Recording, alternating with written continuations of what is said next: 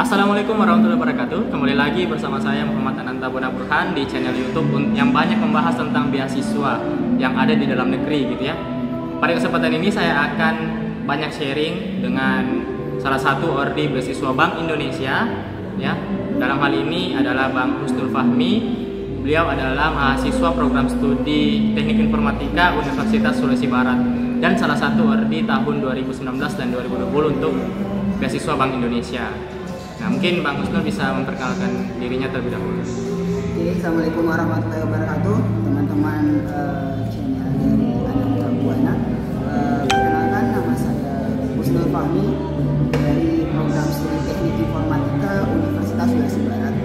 Saya menjadi warga dari penerima beasiswa Bank Indonesia tahun 2019 dan 2020. Untuk pertanyaan yang pertama nih, apa sih beasiswa Bank Indonesia itu? Beasiswa Bank Indonesia itu adalah salah satu program sosial dari Bank Indonesia untuk mahasiswa di seluruh Indonesia itu sendiri. Nah, pada tahun 2011, Bank Indonesia itu mengeluarkan satu kebijakan akan memberikan bantuan sosial berupa edukasi, pembiayaan, pendidikan, dan sebagainya kepada jenjang S1. Nah, berseiring berjalannya waktu di tahun 2020 diperluas lagi program beasiswa Bank Indonesia ini mencakup D3 dan universitas negeri, universitas swasta ataupun politeknik sesuai dengan yang telah bekerja sama dengan beasiswa Bank Indonesia telah terikat kontrak. Nah, di 2021 sekarang cakupan itu S1, D3, politeknik, yaitu perguruan swasta, politeknik di seluruh Indonesia, ya dengan catatan itu ada perjanjian sebelumnya dengan Bank Indonesia. Ya, oke, itu ya teman-teman. Jadi salah satu program sosial dari Bank Indonesia yang diperuntukkan di bidang edukasi atau pendidikan, ya, yang bisa membiayai bantuan pendidikan bagi seluruh pelajar di Indonesia ya.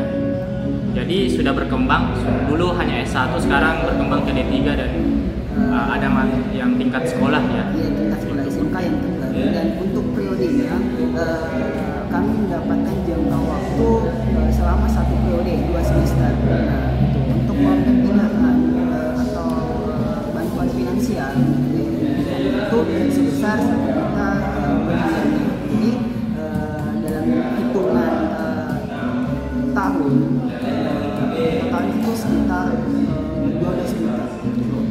Jadi hanya setahun ya, 2 semester, lalu daftar lagi gitu ya. Oke, jadi sekitar 12 juta per tahun dan pencairannya 2 kali.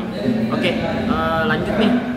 Apa saja sih jenis seleksi atau jenis beasiswa dari Bank Indonesia ini? Saya dengar-dengar itu ada 2 gitu ya. Apa saja mungkin bisa dijelaskan? Jenisnya sendiri itu ada 2 beasiswa Bank Indonesia itu seperti jalur reguler, kemudian ada jalur reguler. Nah, perbedaannya apa? Reguler itu dari proses seleksi. Proses seleksi di tahap pertama pengumpulan berkas itu kita membutuhkan semisal di reguler itu tidak membutuhkan tes skor tidak perlu menggunakan bahasa Inggris untuk penulisan artikel ataupun karya tulis seperti essay. Nah, sedangkan di unggulan dia mesti menggunakan bahasa Inggris dalam penulisan karya tulisnya dan dia memerlukan skor total untuk seleksi itu sendiri.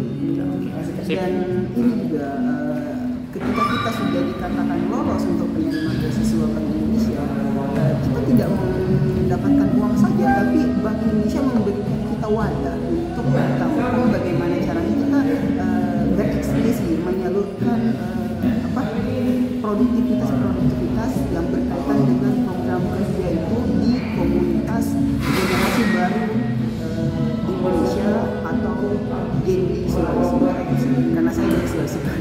Oke, jadi beasiswa Bank Indonesia ini bukan hanya membantu secara finansial juga, tapi untuk pengembangan karakter ya bagi para awardinya dengan melakukan berbagai agenda-agenda sosial dan pengembangan diri yang lain. Oke, mungkin kita masuk nih ke persyaratan ya. Apa saja sih yang Bang Husnul Fahmi ingat persyaratan umum dan persyaratan khusus untuk mendaftar beasiswa Bank Indonesia ini? Mungkin kita mulai dari persyaratan umum aja dulu. Persyaratan umum itu dia mesti berkuliah sebagai mahasiswa aktif di universitas yang telah terikat kontrak dengan Bank Indonesia. Jadi mesti harus terikat kontrak. Kalau tidak ya harus cari kontrak dulu gitu.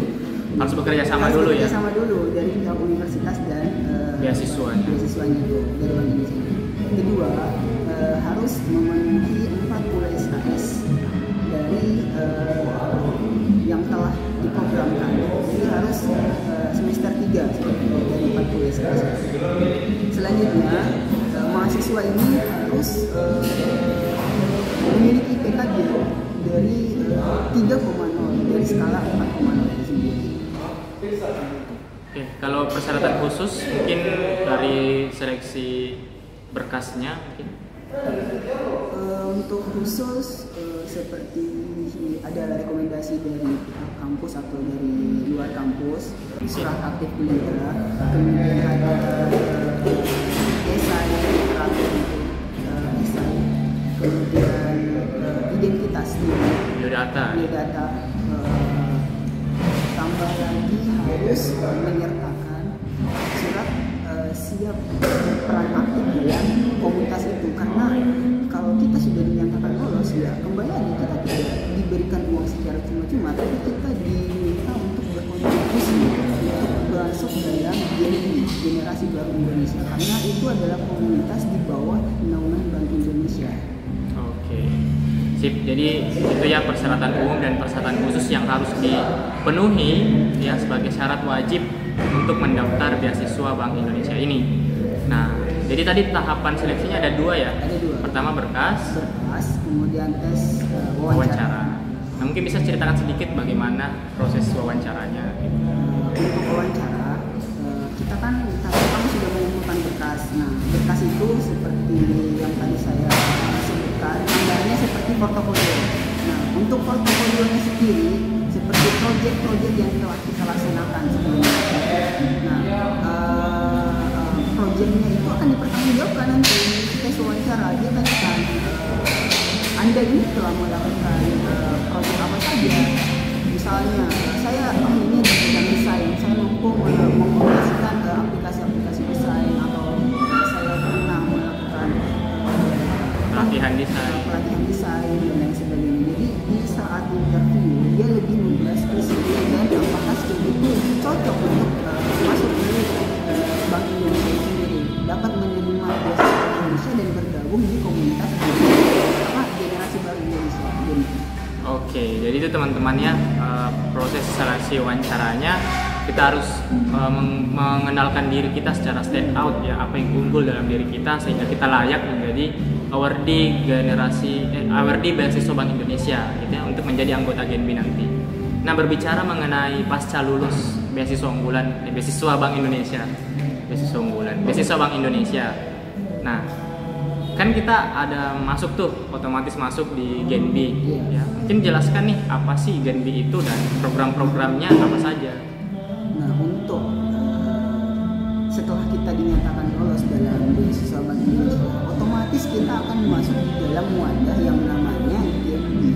Genbi itu singkatan dari Generasi Baru Indonesia, komunitas di bawah naungan Bank Indonesia yang berfungsi sebagai agen untuk menginformasikan setiap kebijakan dari Bank Indonesia, baik itu skala mikro ataupun kebijakan lainnya. Kemudian kita diminta untuk menjalankan program selama 1 tahun periode kita, baik itu program-program sosial seperti bantuan tanggap bencana ataupun memberikan edukasi masalah kebangsaan sentralan, ekonomi dan sebagainya.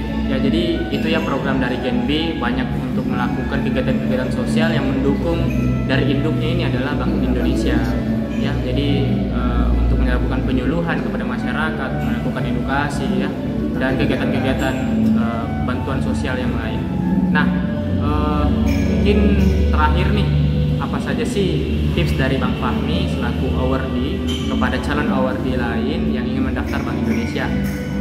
Oh ya, untuk pertama saya masuk ke Bank Indonesia, pertamanya saya juga gagal di beasiswa sebelumnya, jadi enggak mesti saya mulus langsung diterima enggak. Jadi yang pertama saya harus pasang strategi, jadi IPK saya harus terpenuhi dulu. Jadi pertama IPK, kemudian saya mencari literatur masalah kegendian ataupun Bank Indonesia itu untuk membekali saya pada saat wawancara dan lain sebagainya.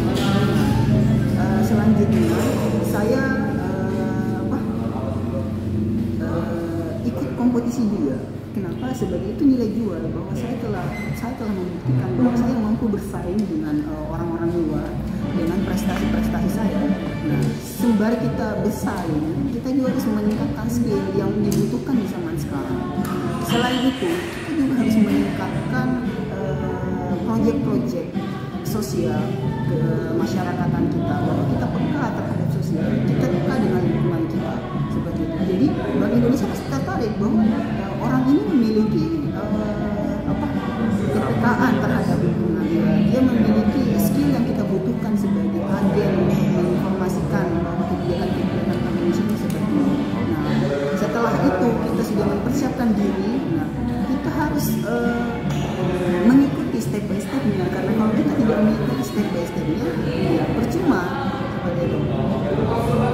Saya rasa itu tambahan satu lagi, kalau misalnya kita ingin masuk, kita harus betul-betul memanage waktu kita, kerja, dunia perkuliahan, organisasi dan sebagainya, karena dari situ kita akan betul-betul terukur, terlihat bagaimana pengabdian kita sendiri.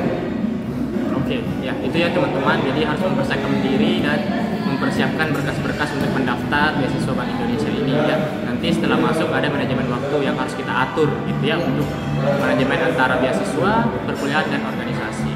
Nah, nanti saya akan sertakan linknya di deskripsi ya. Kalian bisa melihat persyaratan yang lebih lengkap lagi di situ. Mungkin ada yang terlewat diskusi kita oleh Bang Fahmi ini, tapi saya rasa sudah secara garis besar kita sudah bahas gitu ya, dan semoga ini menjadi informasi bermanfaat untuk kalian para pengejar beasiswa gitu ya. Semoga kalian bisa menjadi awardee beasiswa Bank Indonesia atau beasiswa yang lain deh ya di tahun 2020 selanjutnya gitu ya, 2021, 2022 dan seterusnya.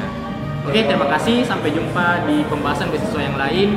Sekian dari saya, assalamualaikum warahmatullahi wabarakatuh. Terima kasih Mas Fahmi.